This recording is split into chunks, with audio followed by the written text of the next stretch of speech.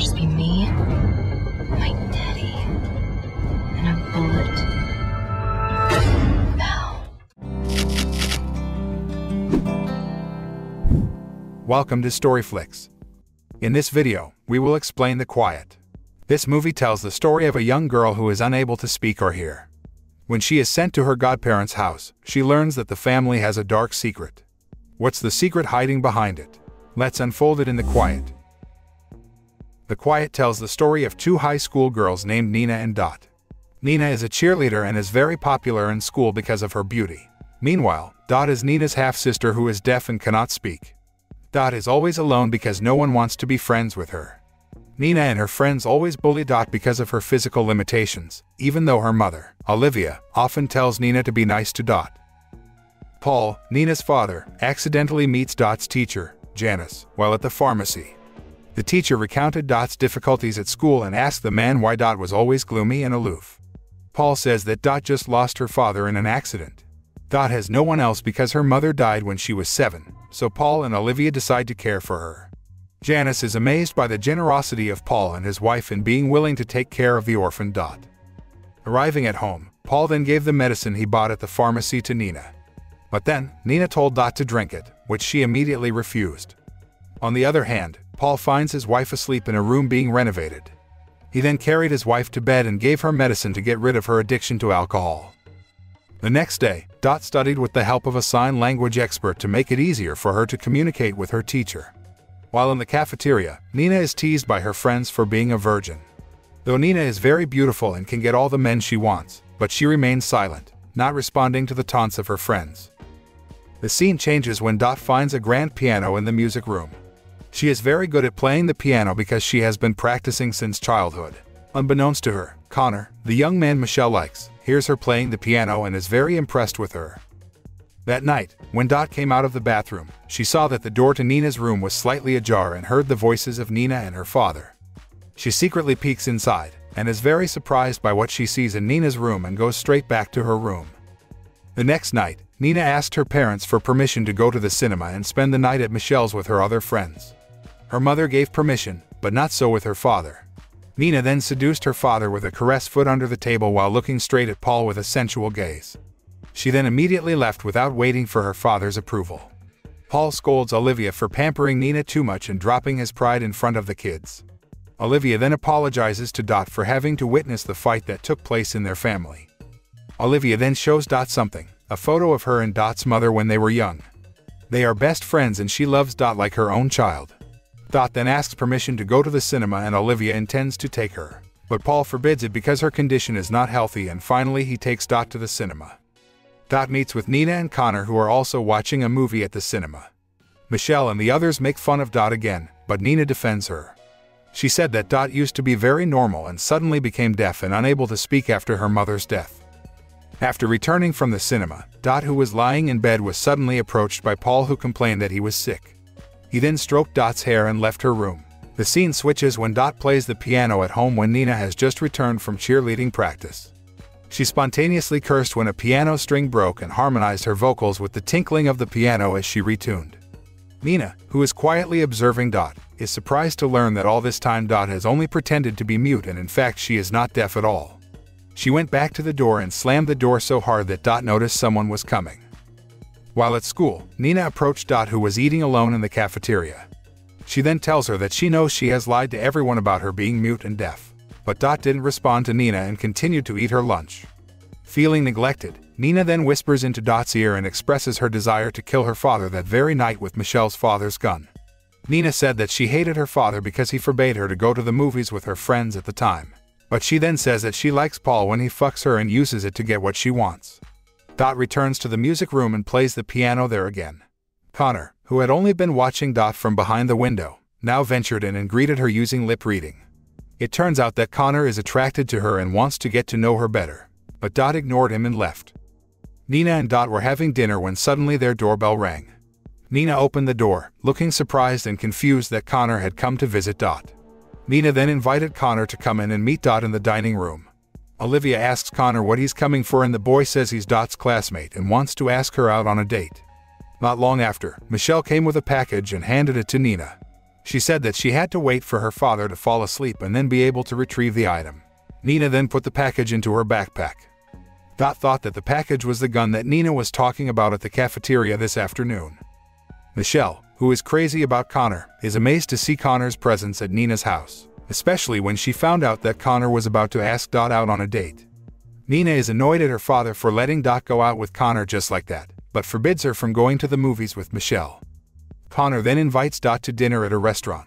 He then took out a few sheets of paper and pretended to ask her for help with his studies at school to get good grades, but Dot rolled up the papers and put them away. She knew it was all Connor's trick to get close to her. She immediately left Connor. Arriving at home, Dot immediately checked Nina's backpack and opened the package from Michelle, which turned out to only contain a few videotapes. She then goes to Nina's room and hears Paul having sex with her daughter. She then deliberately broke a vase in the hallway to interrupt their actions. Nina immediately came out of her room, followed by Paul, who was surprised that Dot knew he was in Nina's room. But then Paul acts normal because he thinks that Dot can't hear and talk. He immediately left his daughter's room. Nina grabbed a broom and helped Dot clean up the broken vases that were scattered on the floor. After that incident, Nina, who was crying in her room, was suddenly approached by someone who hugged her from behind. Nina thought it was her father and said that she was tired and wanted to rest, but it turned out to be Dot, who hugged her and let her cry in her arms until she fell asleep. The next day, Dot watches a basketball game at school and sees Nina, who is leading the cheers, back to her usual cheerful mood. After the game ends, Connor, disappointed that his basketball team lost, meets Dot in a deserted school corridor. Dot then took Connor to the school pool. There, Connor reveals some of his deepest secrets. He suffers from attention deficit disorder, which makes it difficult for him to concentrate on studies at school, and the health problems he suffers from his addiction to masturbation. After Connor had vented at length, Dot then took off her and Connor's clothes.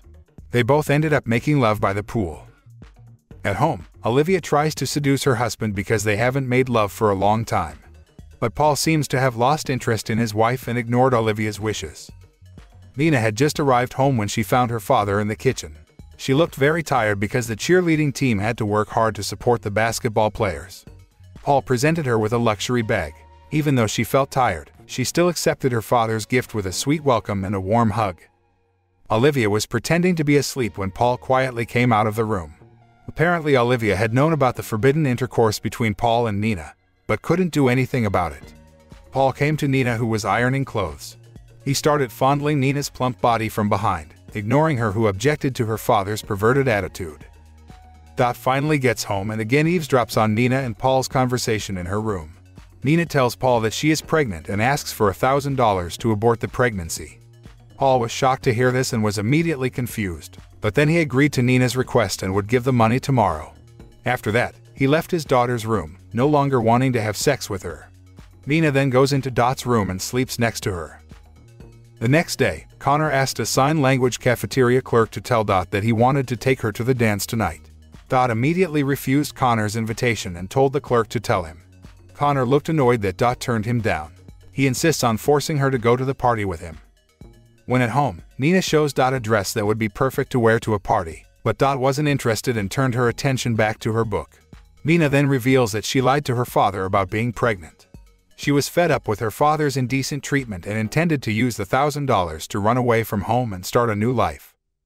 While Nina and Dot are getting dressed in the bathroom, Paul finds a menstrual tampon in Nina's bag and finds out that she had lied about her pregnancy.